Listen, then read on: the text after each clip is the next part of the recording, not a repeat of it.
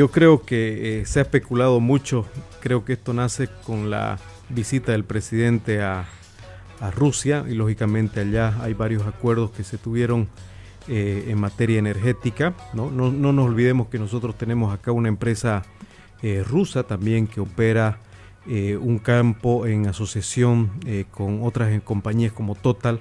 Nos referimos al campo Incahuasi donde participa la compañía Gazprom, pero creo que se ha generado demasiada polémica.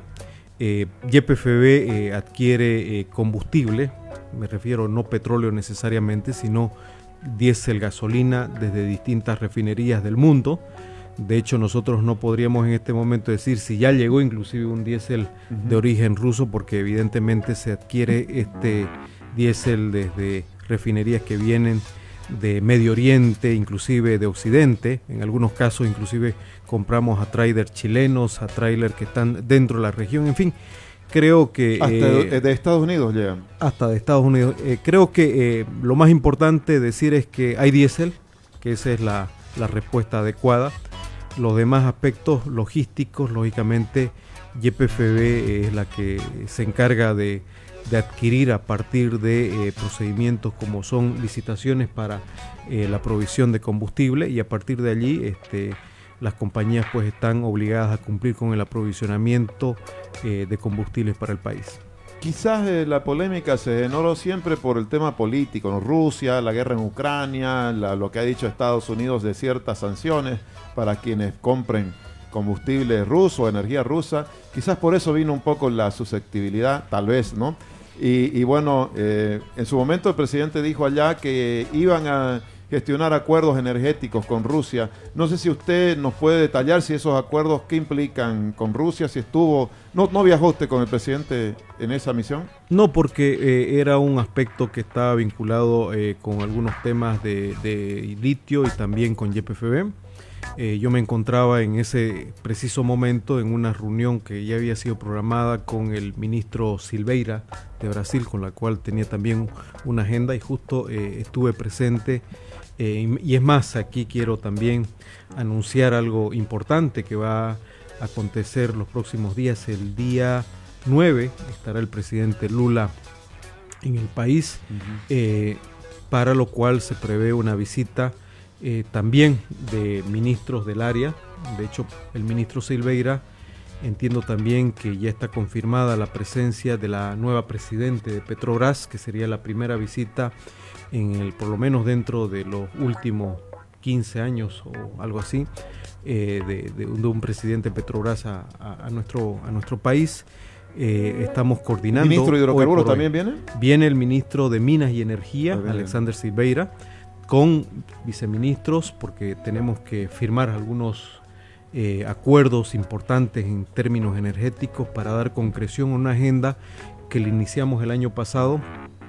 Firmamos como 3 acuerdos durante este año que tienen precisamente el objeto de explorar opciones de inversión en el país, inclusive... ¿Inversión en el ámbito hidrocarburífero?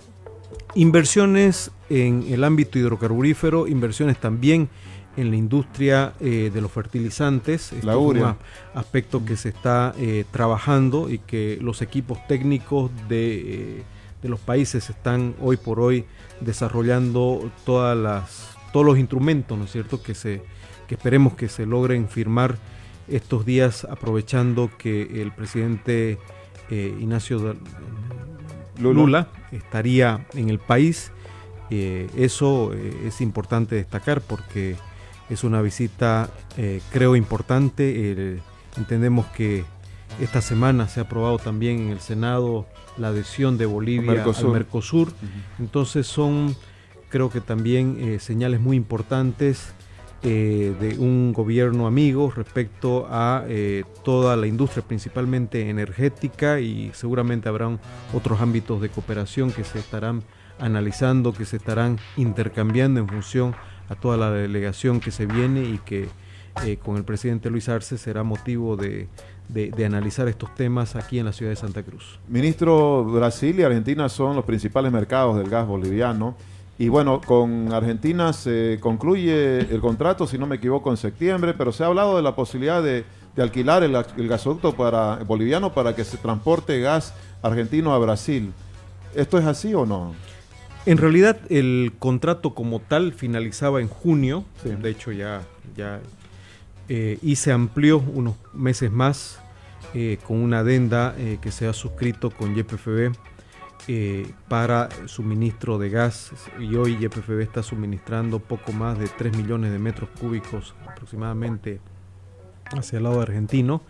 Lo importante mencionar aquí es que nuestros países, y en este caso Bolivia, Brasil y Argentina, forman parte de uno de los gasoductos más largos en términos de infraestructura, y hoy por hoy hay una producción, entendemos, excedente que tiene Vaca Muerta.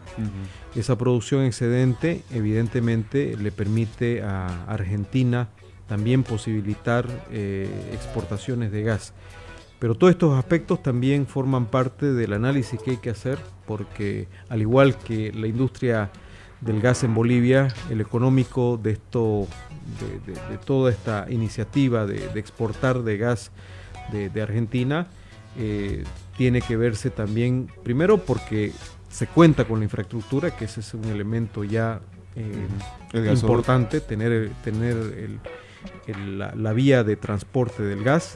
Y lo segundo es que ese gas pueda llegar también al Brasil con valores importantes, teniendo en cuenta también que son gasoductos que pasarían por nuestro país, ¿no? Para ello, si se deja de exportar gas a Argentina por conclusión del contrato, ¿qué alternativas se van a manejar como mercados? Bueno, para nuestro país, Brasil siempre ha sido el mercado más importante de gas, ¿no? Y desde el proceso de desregulación que se dio en el mercado brasileño, donde Petrobras inicialmente tenía todo el monopolio, ¿no es cierto?, del mercado de gas, que posibilitó también que nuevas compañías puedan generar contratos. De hecho, YPFB ha ido firmando distintos contratos de gas de manera, en algunos casos, interrumpible, a partir del gasoducto existente del GCA que nos conecta por un lado el GTB de Bolivia y por el otro lado el TBG del lado brasileño que conecta a Sao Paulo. Evidentemente hay unas posibilidades, un mercado importante, mucho más cuando en el caso brasileño ya sus campos importantes que están también en el Presal y en otras áreas comienzan a tener una fase de declinación. Por lo tanto, evidentemente Brasil, además que tiene un plan que tiene que ver con la utilización de fertilizantes, con la utilización del gas precisamente para el desarrollo de distintas industrias petroquímicas, y de hecho el foro de la semana pasada, el foro que se realizó el jueves y viernes, de la cual inclusive estuvieron representantes de estas compañías, ¿no? A nivel de asociación vino el presidente de las compañías petroquímicas que evidentemente trabajan con el insumo principal, que es el gas, y nos manifestaban que Bolivia tiene y va a tener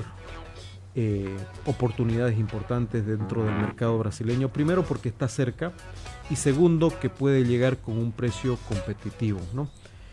Más allá de la situación que hemos tenido durante los últimos años de una declinación continua por una falta de exploración durante los años anteriores principalmente, desde el 2015 la declinación ha ido disminuyendo, de la declinación del volumen de producción de gas, y hoy requerimos con urgencia cambiar los marcos regulatorios, la ley de hidrocarburos, concretamente la ley de hidrocarburos, que nos permitan reactivar este sector tan importante, pero también mecanismos que hoy existen, ¿no? La ley 767, si bien crea un fondo, ese fondo en su instrumentalización tuvo bastantes problemas, tuvo bastantes dificultades en cuanto a su regulación, y en consecuencia prácticamente esa ley quedó muy inaplicable. No funcionó el fondo. No ha funcionado el fondo, no, por lo tanto... Era de reactivación, ¿no? De las exploraciones. Exactamente, era un fondo precisamente de incentivos, sí, y que tenía que ver con la reactivación de la producción.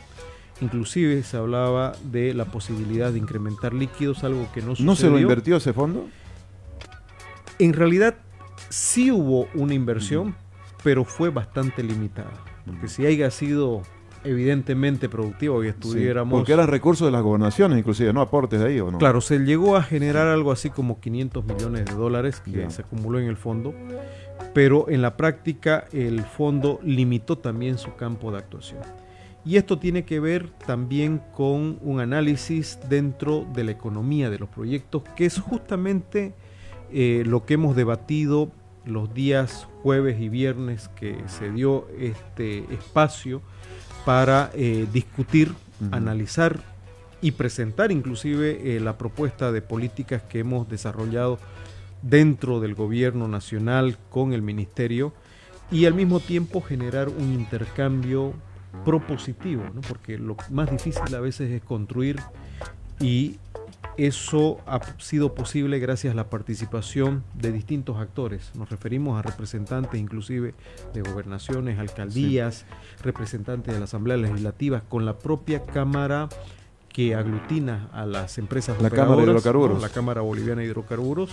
Hemos podido discutir, analizar estos instrumentos y evidentemente de ahí han salido algunas recomendaciones, pero también algunas directrices que nos van a permitir tener una nueva ley, ¿no? Sí, ministro, esa idea de una nueva ley se la viene explorando también hace tiempo, ¿no? Hay quienes dicen que hace rato debió hacerse estos cambios para incentivar, ¿no? La exploración, las inversiones externas. ¿Estamos a tiempo o ya más bien es destiempo la posibilidad de cambiar la ley de hidrocarburos? Ahora, considerando que no sé si el auge hidrocarburífero habrá sido ya el que teníamos en el 2010, 2015, o habrá todavía chance de convertirse otra vez en exportadores de gas. Una de las cosas a veces que se trata de poner en la cabeza, y debo ser claro también aquí, la actuación de algunos políticos, es decir, se acabó el gas, se acabaron las oportunidades y Bolivia está cuesta abajo y algunos dicen hasta hay que salir del país, ¿no es cierto? Ya llegan a ser más fatalistas. Creo que la realidad es bastante clara, ¿no? Las compañías que no son compañías que están aquí hace un mes ni pocos años, son compañías que operan hace bastantes años, compañías como Repsol, Petrobras, Shell, Total y otras que están en el país que también tiene origen extranjero. Son claras al manifestarnos que el país cuenta con una geología bastante, yo diría, bendecida, ¿no?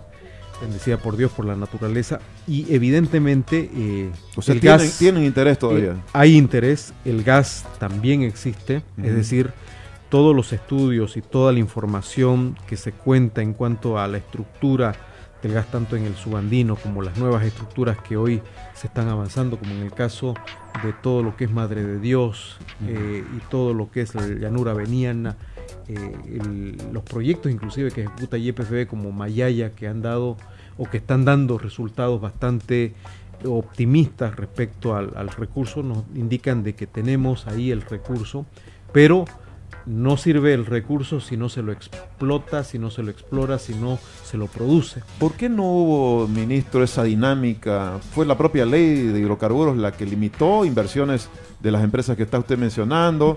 Esa dinámica que hubiera podido tener en este momento otra mirada, ¿no? Mayor, más optimista del país en relación al gas. Creo que los contextos van cambiando. Cuando se inicia el proceso de cambio de la ley de hidrocarburos, usted se acordará, también en una profunda crisis el país el año 2003, 2004 y 2005, el contexto realmente era de que Bolivia era una de las principales potencias del gas del mundo. Creíamos que estábamos con cerca de 54 TCFs entre P1 y P2 y que éramos la Qatar, ¿no es cierto?, de Latinoamérica. Hasta se dijo que era un mar de gas, Bolivia. Y encima hablamos del océano de gas. Sí. En fin, esos insumos, cuando usted diseña una política con una información que no es la adecuada, además con intereses que presionan políticamente de un lado y del otro, lo que se generan en el lapso del tiempo son a veces ciertas distorsiones. Y creo que acá el government take, el peso fiscal del Estado sobre los recursos, creo que se extralimitó inclusive peso fiscal el desarrollo. Impuestos. No solamente impuestos, regalías y todo lo que significa la carga IDH, etcétera, ¿no? que va sobre los recursos hidrocarburíferos, que evidentemente, si bien son importantes para un Estado, y que en ese momento, además que la participación del consumo interno respecto a la exportación, creo que casi el 90% de la exportación, de la producción de gas era para exportación, sí. Casi un 10% era el consumo interno. Ahora se ha invertido. Ahora, casi. Con los factores de que no se desarrolló la exploración, el consumo interno fue creciendo además, porque en ese momento el consumo no era más de entre 4 y 6 millones de metros cúbicos. Hoy estamos entre 14 y 15 millones de metros cúbicos de gas. Entonces, y referido a casi la producción total de gas, viene a ser prácticamente cerca del 50% de la demanda, con un precio además subsidiado. Eso pues genera que la economía, como usted, y es fácil darse cuenta, la economía del proyecto no rentabiliza ni siquiera el desarrollo de áreas que están en producción. Sin ir muy lejos, el campo Sábalo, ¿no? Petrobras nos ha dicho, nosotros tenemos que desarrollar ahí una producción adicional que podría incrementar cerca de 1 millón de metros cúbicos de gas, es decir, unos cuantos pozos infill, ¿no es cierto?, que nos permita subir la producción en ese volumen, pese a que el mercado brasileño los números no dan. Por lo tanto, ninguna compañía va a estar invirtiendo cuando la ecuación ya le es negativa. Sí. Entonces, esa economía de ese proyecto hay que cambiarla. Y para eso necesitamos también una estructura que nos ayude a regular el económico de ese proyecto. Es decir, tocar la ley. Ministro, la ley significaría, la nueva ley, modificar todo lo que implica lo impositivo, que era en su momento mencionado como el desincentivo para las inversiones externas. Bueno, es que por eso vuelvo otra vez al ejemplo, ¿no? Cuando hablamos del 82% y usted puede hablar que tiene 50% de impuestos, pero es sencillo, ¿no? 50 por 0 es igual a 0. Sí. Entonces, si nosotros cambiamos esta ecuación porque necesitamos modificar parte de estas estructuras, necesariamente tenemos que hacer que tanto la rama negativa de un proyecto exploratorio, porque el tema exploratorio no es que usted perfora y encontró el gas, ¿no es cierto? Tenemos en términos estadísticos que 25%, hay veces que puede llegar en algunos casos, pero en promedio son 25%, es exitoso un proyecto, ¿no? Es decir, de 5 pozos que se perfora, prácticamente uno es exitoso, ¿no? Eso es en términos estadísticos. Sí. Entonces, tenemos que beneficiar tanto la rama positiva, es decir, el éxito exploratorio, como la rama negativa del proyecto. Y para eso, el objetivo también de la ley es buscar un equilibrio adecuado en el económico del proyecto, que nos permita, por un lado, utilizar los recursos de un fondo, porque el fondo, en realidad, cuando uno habla de un fondo, es para utilizar esa plata, ¿no es cierto?, para asumir tanto el riesgo como las posibilidades de desarrollo para incrementar la producción de gas. Pero por otro lado también eso tiene que ver con que el fondo sea sostenible, es decir, que en el tiempo no nos gastemos los recursos para distribuir mal la utilización. Y eso es lo que estamos proponiendo dentro de un marco, lógicamente, que sea lo más ecuánime, sostenible, y que nos ayude a elevar, por un lado, la producción de gas o de hidrocarburos, gas y líquidos, pero por otro lado también que nos permita incrementar la actividad exploratoria, es decir, el ritmo de inversiones de exploración que hasta hoy está cada vez más deprimido, ¿no? Y que necesitamos esa inversión principalmente por compañías socias que operan en el país en la actividad exploratoria. Ministro, para cerrar, una nueva ley de hidrocarburos requerirá apoyo político y usted ve cómo está el Parlamento. Está muy disperso, muy desagregado y tal vez pueden obstaculizar la aprobación de una nueva ley de hidrocarburos. ¿Qué ha contemplado con esa variable el Ministerio de Hidrocarburos? ¿En qué tiempo se podría dar una nueva ley? Y con este contexto difícil. Bueno, mire, cuando la necesidad de un Estado es justamente garantizar, por un lado, ingresos para el país, pero por otro lado también energéticamente el abastecimiento de hidrocarburos, porque el gas es un motor económico. El gas nos permite generar energía eléctrica, nos permite activar las industrias, nos permite inclusive dinamizar el transporte. En fin, no es solamente un sector que genera ingresos económicos para el país, sino también un sector que genera energía para el país. Creo que aquí lo importante es sumar más allá de lo que significa una visión política, y muestro como ejemplo algo que sucedió hace aproximadamente una semana atrás, cuando se tocó el tratamiento de un contrato de servicio petrolero, que también es otro aspecto. Tenemos que desburocratizar el tratamiento de los contratos de servicio petrolero. Ahora van 2 veces, debería ir una sola vez. Pero allí, ¿qué es lo que sucedió? Y esto lo cito como ejemplo, incluyendo diputados de oposición aprobaron.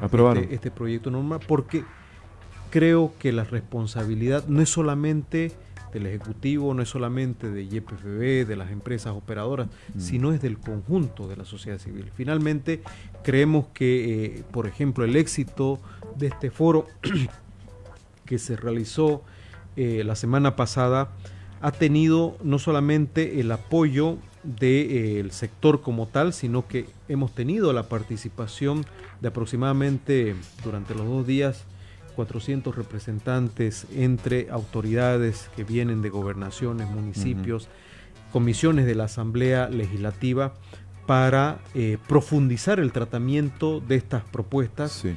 Y allí vemos que existe la receptividad, y no es que estemos siendo extremadamente exitistas, sino creemos que tenemos un optimismo que esto se puede. ¿En su previsión ejecutar. Sería en esta gestión, este año o cuándo? Debería ser en este año. Debería ser en este año. Yo no puedo... Sí. ¿Ya lo han presentado el proyecto? Entiendo que el diputado Jerez Mercado tenía un proyecto de ley. Estamos nosotros terminando de socializar dentro, de hecho hoy hemos tenido una reunión también con el sector petrolero, con la Cámara Boliviana de Hidrocarburos.